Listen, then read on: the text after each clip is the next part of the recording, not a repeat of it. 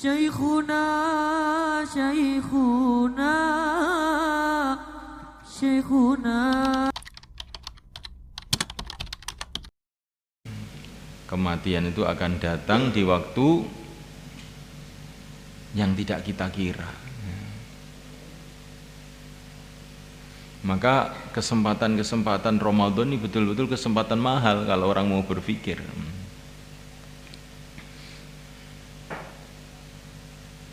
Dalam Ramadan ibadah sunnah dianggap seperti ibadah fardu. Nah, ini ada maksudnya yang dalam ini. Berarti nanti pada hari kiamat itu kekurangan-kekurangan kita dalam ibadah fardu di luar Ramadan itu akan tertambal dengan ibadah-ibadah sunnah yang dalam Ramadan itu dengan mudah. Dalam hadis-hadis ibadah-ibadah fardu itu akan tertambal dengan ibadah sunnah. Nah kalau dalam Ramadan fardu bisa menambal fardu, maka umpamanya ini satu fardu itu harus dibayar dengan 1000 sunnah umpamanya, maka dalam Ramadan satu fardu bisa dibayar satu sunnah, ya kan satu keberuntungan yang luar biasa. Karena nanti di akhirat itu sebiji darah kebaikan atau keburukan ada hitungannya. Jadi kalau orang itu berpikir, oh bukan main-main Ramadan ini, mesti ibadah sunnah sebanyak-banyaknya. Makanya kita baca selawat. Baca selawat itu kalau di selain Ramadan yang wajib, yang fardu kan hanya di dalam sholat saja. Kalau di luar sholat baca selawatnya adalah sunnah. Nah, kalau dalam Ramadan di luar sholat pun baca selawat fardu terus, ibadah pahalanya. Berarti nilainya beribu-ribu ganda. Karena satu amalan fardu melebihi beribu-ribu ganda amalan yang tidak fardu. Itu kamu renungi betul-betul. Dan bulan Ramadan adalah bulan kesabaran, dan sabar adalah pahalanya surga. Ya Allah. Jadi bulan yang memang kita dituntut untuk sabar, nggak makan, nggak minum, kurang tidur, capek. Maka di dalam Ramadan itu kita menghadapi kesusahan-kesusahan ini harus dengan penuh kegembiraan. Jadi jangan mengeluh karena lapar, mengeluh ini kok panas sekali ya hari ini, nggak seperti kemarin. Tidak seperti itu, nanti akan menghilangkan sifat sabar yang memang dikehendaki dalam Ramadan itu. Sabar itu pahalanya surga. Sabar itu pahalanya pertolongan Allah. Innallaha ma'as-sabirin. Maka dulu para sahabat dalam perjuangan-perjuangan malah puasa. Dalam perjuangan ini perlu tenaga, malah puasa. Karena mereka ingin mendapatkan ini kesabaran tadi, sehingga sabar itu akan mendatangkan surga. Wa syahrul muwasati, dan bulan kasih sayang, muasah.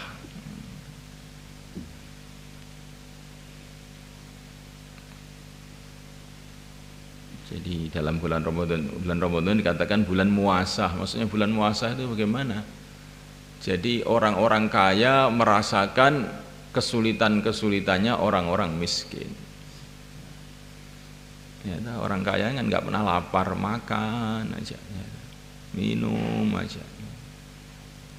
Maka dalam Ramadan itu orang-orang kaya merasakan penderitaan orang-orang miskin, sehingga akhirnya timbul rasa kasih sayang, maksudnya muasah.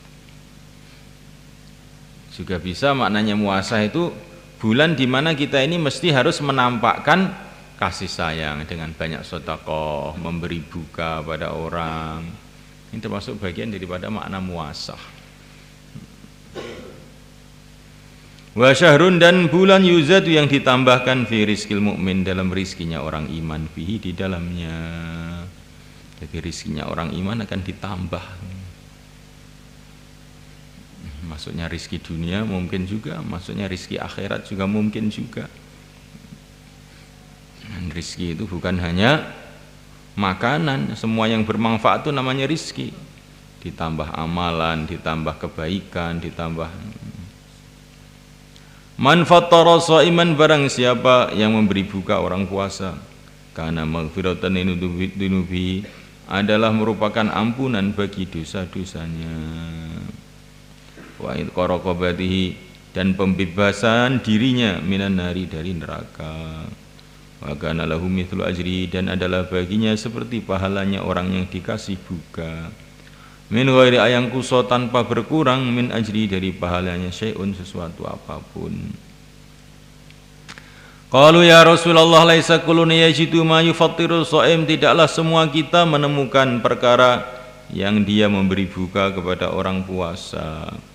Faqala Rasulullah SAW, yu'tillah hadza thawab, Allah memberi pahala ini, man fattara shaima, orang yang memberi buka orang puasa, ala tamratin, atas satu kurma, au syarbati ma'in, atau seteguk air, au madqati labanin, atau seteguk susu.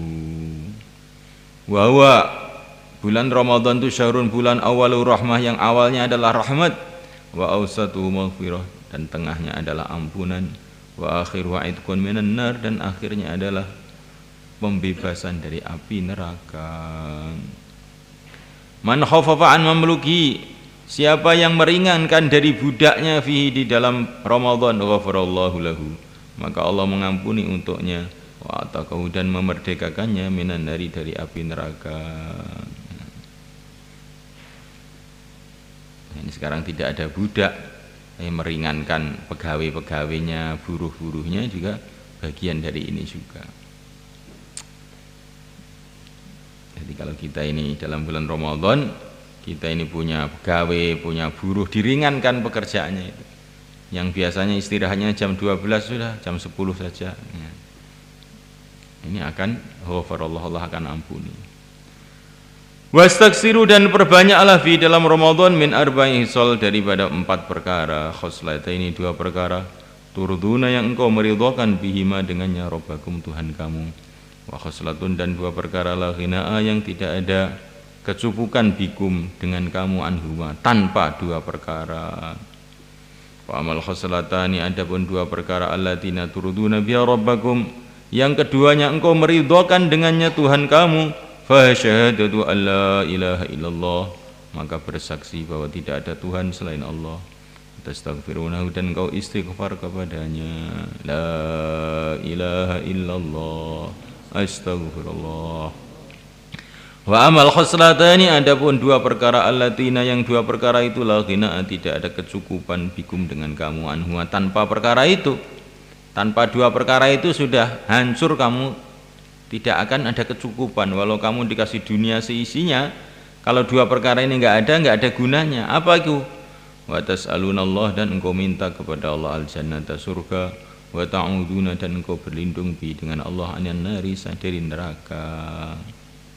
Wa man saqa shaiman, barang siapa memberi minum orang puasa, saqahullah, maka memberi minum kepadanya Allah, min haudhi, dari telagaku, syarbatan, 1 minum, la yadma'u, yang dia tidak akan haus, hatta yadkhulul jannah, sehingga dia masuk surga. Allah. Rawi Ibnu Hizam min tariq Ali bin Zaid bin Sya'nan, wa qala in sahal khabar, bila sahih khabar ini, qultu hadal hadis wa kullu hadisin nusiba, setiap hadis yang dinisbatkan fi hadal kitab ila bin Khuzaimah, fa maka hadis itu mimma akhrajahu fi sahihi, di antara hadis yang Ibnu Khuzaimah mengeluarkannya fi sahihi, dalam kitab sahihnya. Wal jumhurul ulama ala tad'ifi Ali, atas mendoaifkan Ali, waqad yuhassanu, kadang-kadang dianggap hasan hadisnya, wallahu alam. Ali bin Jad'an, ringkasnya hadis ini tingkatannya masih tinggi lah, karena menurut Ibnu Khuzaimah dimasukkan dalam hadis sahih, walaupun menurut sebagian ulama dimasukkan dalam hadis dhaif, sebagian dimasukkan dalam hadis hasan. Jadi hadis ini sebagian ulama menganggap sahih, yaitu Ibnu Khuzaimah, dimasukkan dalam hadis sahih. Sebagian ulama menganggap ini dhaif, sebagian ulama menganggap ini hasan, karena riwayatnya Ali bin Jad'an. Jadi penilaian hadis itu kadang-kadang para ulama itu berbeda-beda, karena berbedanya dalam menilai seorang rawi. Seorang rawi menurut ulama ini tingkatannya tinggi, sebagian ulama menganggap tingkatannya rendah. Jadi kita ini tidak boleh terus hadis yang dikatakan oleh sebagian ulama ini dhaif terus kita anggap nggak ada nilainya, itu orang nggak tahu ilmu hadis itu, nggak tahu ilmu hadis. Kalaupun dhaif, kalaupun dhaif, bukan dhaif itu terus tidak ada nilainya, bukan. Karena dhaif itu kan dari segi pandangan apa itu seseorang terhadap rawi. Jadi apa itu, dan pandangan itu bisa berbeda.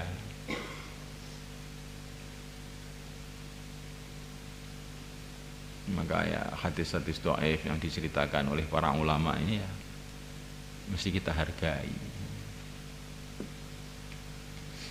Dan yang dikatakan rawi-rawi dhaif itu kalau kita teliti juga ulama-ulama besar, wali-wali Allah ya. Cuman mereka ini dianggap dhaif dalam bidang hadis. Kalau kita baca Sholeh Al-Murri ya, termasuk golongan ini, kalau dalam ilmu hadis juga dianggap rawi dhaif. Padahal namanya Sholeh Al-Murri ini Masya Allah ya. Orang yang punya ketakwaan, keistimewaan yang banyak sekali. Jadi tidak boleh kita menganggap hadisnya Sholeh Murri ini terus dianggap seperti nggak ada harganya. Itu orang yang nggak tahu sejarah rawi-rawi hadis. Nah, kalau kita baca kitab Rijal ya Sholeh Al-Murri dhaif gitu aja, tapi tidak diceritakan secara rinci. Tapi kamu baca di Hilyatul Auliya, di dalam kitab-kitab sejarah rawi-rawi, maka nanti akan diceritakan bagaimana kehebatan Sholeh Murri itu. Nah, begitu yang lain-lain. Ya Ibnu Lahiyah, maka nanti kalau kamu baca kitab Rijal ya dhaif. Padahal dia ini qadhi Mesir, ulama Mesir. Di mana zaman itu Mesir itu pusatnya ulama, dia pimpinannya. Jadi walaupun itu dia dikatakan dhaif bukan berarti orang tidak berharga ya. Tapi orang yang tidak tahu sejarah para ulama ini sehingga dhaif itu dianggap nggak ada nilainya, itu orang nggak benar. Dhaif itu pun nilainya sangat tinggi.